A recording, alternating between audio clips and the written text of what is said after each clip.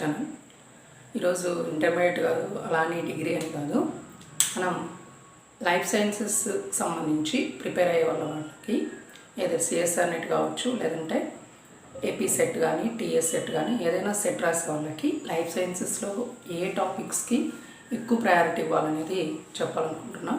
So ఒకసారి చూడండి, ఒకసారి కూడా సిఎస్ఆర్ సిలబస్ కానీ ఏపీ సెట్ సిలబస్ కానీ చూసినట్లయితే బోత్ ఆర్ సేమ్. సో మీకు బయోకెమిస్ట్రీతో స్టార్ట్ అయిపోయి ఇవల్యూషన్, ఇకాలజీ వరకు ఉంటుంది. సో వీటిల్లో నా ఉద్దేశం ఏంటి అంటే, first and foremost biology students like botany, zoology స్టూడెంట్స్కి మైక్రోబయాలజీ, మాలిక్యులర్ బయాలజీ, బయోటెక్నాలజీ వీటి మీద అంతగా గ్రిప్ ఉండకపోవచ్చు. సామాన్యంగా మ్యాక్సిమం ఈ ఏరియాస్లో లోకల్లో ఉండే వాళ్ళకి అంత గ్రిప్ ఉండదు. సో కొంతమందికి ఉంటే అది లక్, బట్ లేని వాళ్ళకి ఎలాంటి టాపిక్స్ ప్రిపేర్ అవ్వాలి, ఎంత కాన్సన్ట్రేటెడ్గా ప్రిపేర్ అయితే టాపిక్స్లో మనం ఎక్సెల్ అవ్వగలం అనేది కొన్ని ఇంపార్టెంట్ టాపిక్స్ని ఇక్కడ లిస్ట్ ఇస్తున్నాను చూడండి. సో మీరు ఇవి టాపిక్స్ తీసుకోవచ్చు, లేదంటే 10th కంటే ఎక్కువ తీసుకొని చదివినా కూడా మంచిదే. కాకపోతే ప్రతి టాపిక్ మీరు చూస్తే నేమే కానీ దాని తవ్వే కొద్దీ సముద్రం అంత ఉంటుంది. సో అలా ఉన్నటువంటి టాపిక్స్ని తీసుకొని వాటి మీద మీరు ఎక్సర్సైజ్ చేయటం స్టార్ట్ చేస్తే ఆటోమేటిక్గా మీకు రాసే కొద్దీ ఎగ్జామ్స్ రాసే కొద్దీ వాటి మీద మీకు ఎక్స్పీరియన్స్ తోటి నాలెడ్జ్ గెయిన్ అనేది ఉంటుందన్నమాట. సో మీరు సిఎస్ఆర్ తీసుకుంటే ఒక్కొక్కసారి ఒక్కొక్క ఎక్స్పెరిమెంట్ మీద బిట్ ఇవ్వటం అనేది జరుగుతుంది. సో అలాంటి బిట్స్ ఇచ్చిన వాటిని తట్టుకోవాలంటే మనం బేసిక్స్ నుంచి ప్రెజెంట్ రీసెర్చ్ వరకు వాటిని చదువుకుంటూ వాటిపైన మనం గ్రిప్ అనేది సంపాదించుకోవాల్సి ఉంటుంది. అలాంటి టాపిక్స్ ఏంటి కొన్ని ఇక్కడ చూద్దాం. పర్టికులర్లీ వీటి మీద గ్రిప్ తీసుకోవాల్సి వచ్చిన వాళ్ళు ఎవరంటే బయాలజీ స్టూడెంట్స్ లైక్ బాటనీ చేసిన, ఎంఎస్సి బాటనీ, ఎంఎస్సి జువాలజీ చేసిన వాళ్ళు ఈ టాపిక్స్ చూడటం అనేది మంచిది. అంటే వీటిని ప్రిపేర్ అయితే కొంచెం మనం దాంట్లో గ్రిప్ ఉంటుందన్నమాట. సో రిమైనింగ్ టాపిక్స్ ఎంత ప్రిపేర్ అయినా మనం సిఎస్ఆర్ లెవెల్లో రీసెర్చ్ ఓరియంటెడ్గా బిట్స్ సాల్వ్ చేయాలంటే కొంచెం టఫ్తో కూడుకుంది, అంటే నెగిటివ్స్ పోతూ ఉంటాయి అన్నమాట. అలా కాకుండా బయాలజీ వాళ్ళకి మంచి స్ట్రాంగ్ బూస్టర్ పాయింట్స్లా ఉండి చదివినా కూడా గుర్తుండి బాగా సాల్వ్ చేయగలిగినటువంటి టాపిక్స్ ఏవైతే ఈరోజు చూద్దాం 1 by 1. First and foremost amino acids and proteins. ఇది కొంచెం ఇంపార్టెంట్, బాగా ఇంపార్టెంట్ కొంచెం కాదు. అమైనో యాసిడ్స్, ప్రోటీన్స్ ఏవైతే ఉన్నాయో బయోకెమిస్ట్రీ యూనిట్లోనే ఉంటాయి, బట్ ఈ పర్టికులర్ ఏరియా బాగా ప్రిపేర్ అవ్వాల్సి ఉంటుంది. చూడండి, ఈ జియోలాజికల్ టైమ్ స్కేల్. సో ఈ జియోలాజికల్ టైమ్ స్కేల్ అనే దాని మీద కంపల్సరీ మీకు బిట్ లేదా ఒక 2 మార్కులు కానీ 4 మార్క్స్ బిట్ కానీ ఉంటుంది.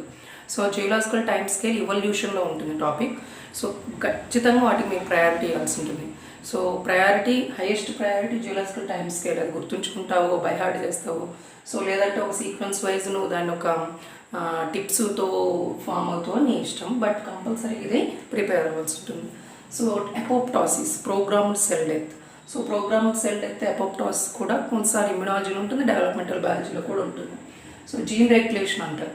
జీన్ రెగ్యులేషన్లో మనందరికీ తెలిసి చిన్నప్పటి నుంచి లాక్టోజోప్రాన్ చదువుతుంటాం. లాక్టోజోప్రాన్తో పాటు ట్రిప్టోఫాన్ ఓప్రాన్ చదవాల్సి ఉంటుంది.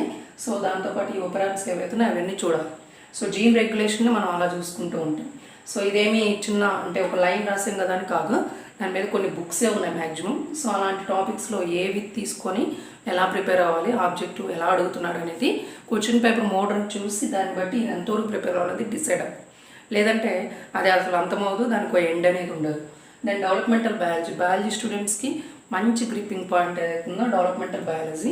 సో వీటిలో ప్యాటర్న్ ఫార్మేషన్, మీరు డ్రోసోఫిలా మెలనోగాస్టర్ తీసుకోవచ్చు, Caenorhabditis elegans, frog development. So ఏదైతే ఉందో డెవలప్మెంటల్ బయాలజీలో from pattern formation, gametes form అయ్యే దగ్గర నుంచి డిఫరెంట్ ఆర్గానిజమ్స్ ఎట్లా ఫామ్ అవుతున్నాయి దాని మొత్తం కూడా ఈ యొక్క ఏరియా ఈ యూనిట్లో ఉంటుంది. డెవలప్మెంటల్ బయాలజీ చాలా plus point for biology students in CSR net, AP set also. So ఇక్కడ చూస్తే సిఎలియన్స్, ఉల్వా ఫార్మేషన్, సో చిక్ limb development. So 4 limbs, 5 limbs లేదంటే ఎలా డెవలప్ అవుతున్నాయి ఇవనేది కూడా ఇక్కడ మనం చూడొచ్చు. సో ఫైలోజెనెటిక్ చార్ట్, మనం టాక్సానమీ తీసుకున్నట్లయితే చార్ట్స్ ఎలా ప్రొవైడ్ చేస్తారు. So evolution point of view తీసుకుంటున్నామా ఏంటి అనేది phylogenetic chart. Then cell cycle and its regulation. So మీరు మస్ట్ అండ్ షుడ్గా బాటనీ స్టూడెంట్స్ అయితే కంపల్సరీ, ఎంఎస్సి బాటనీ వాళ్ళకి అయితే సెల్ సైకిల్ మీద, దెన్ బయాలజీ ఎవరికైనా సరే సెల్ సైకిల్ మీద మినిమం నాలెడ్జ్ ఉంటుంది. సో దాని మీద రెగ్యులేషన్ అనేది కొంచెం కొత్తగా, సో మనకి చెక్కింగ్ పాయింట్స్ ఉంటాయి, రెగ్యులేషన్ పాయింట్స్ ఏవైతే అవి బాగా చూసుకుంటే మంచిదన్నమాట. So animal hormones, total animal hormones from master gland నుంచి మైన్యూట్ హార్మోన్స్ వరకు, ఈవెన్ రిలాక్సింగ్ వరకు కూడా మీరు ప్రిపేర్ అయితే ఖచ్చితంగా యానిమల్ హార్మోన్స్ నుంచి మనకి ఆబ్జెక్టివ్ అడగటం అనేది జరుగుతుంది. సో వీటిలోనే కాదు, ఏ టైప్ ఆఫ్ ఎగ్జామ్స్లోనే animal hormones important. Then plant hormones, auxins, gibberellins, cytokinins, వీటిని స్టేట్మెంట్ క్వశ్చన్స్కి ఇస్తుంటారు. సో మ్యాక్సిమం క్వశ్చన్స్ కూడా ఇస్తుంటారు, స్టేట్మెంట్గా ఇస్తుంటారు. సో వాటి యొక్క ఫంక్షన్స్ ఏవైతున్నాయో, యూజెస్ ఏవైతున్నాయో వాటిని బాగా మైండ్లో గుర్తుపెట్టుకోవాల్సి ఉంటుంది. Then photosynthesis. So it's one more topic for very very important టాపిక్స్లో ఒకటి. సో ఫోటోసింథసిస్లో మీరు బేసిక్స్ నుంచి కంప్లీట్ ఎలక్ట్రాన్ మొత్తం దెన్ ఫోటో సైకిల్, సో మొత్తం ప్రిపేర్ అవ్వాల్సి ఉంటుంది. ఆ ప్రిపేర్ అయిన దాని నుంచి నీకు ఖచ్చితంగా బిట్ అనేది ఇక్కడ వస్తుంది. ఈవెన్ ఫోటోసింథసిస్ రెగ్యులేటర్స్, ఇన్హిబిటర్స్ సంబంధించి కూడా ఇక్కడ అడుగుతుంటారు. దెన్ ఇలా కాకుండా, ఇలాంటి టాపిక్స్ కాకుండా కొంచెం రెడ్ కలర్లో గీసినటువంటివి ఉన్నాయి చూడండి. So replication, DNA damage and repair, molecular biology topics ఇవి. రెప్లికేషన్ చూసుకోవాల్సి ఉంటుంది. రెప్లికేషన్తో పాటు డ్యామేజ్ అండ్ రిపేర్ మొత్తం కూడా దానికి అడ్జసెంట్గా వచ్చేస్తుంది. మీరు ఏ పబ్లికేషన్స్ తీసుకున్నా సరే ఈ టాపిక్స్ అనేవి ప్రిపేర్ అవ్వాల్సింది. Then transcription, translation, protein synthesis, దాంతోపాటు ఇవన్నీ ఏవైతున్నా మొత్తం మాలిక్యులర్ బయాలజీలో ఈ 3 టాపిక్స్ మీద మీకు ఖచ్చితంగా గ్రిప్ ఉండాలి. దెన్ ఎంజైమ్స్, కొంతమంది బాటనీ స్టూడెంట్స్కి ఎంజైమ్స్ గురించి మంచి ఐడియా ఉంటుంది. సో దాన్ని కొంచెం ఇంప్రూవ్ చేసుకుంటే బిట్స్ ఏదైతుందో ఎంజైమ్స్ మీద కొన్ని క్యాలిక్యులేషన్స్ కూడా వస్తుంటాయి, అవి కూడా గుర్తుంచు.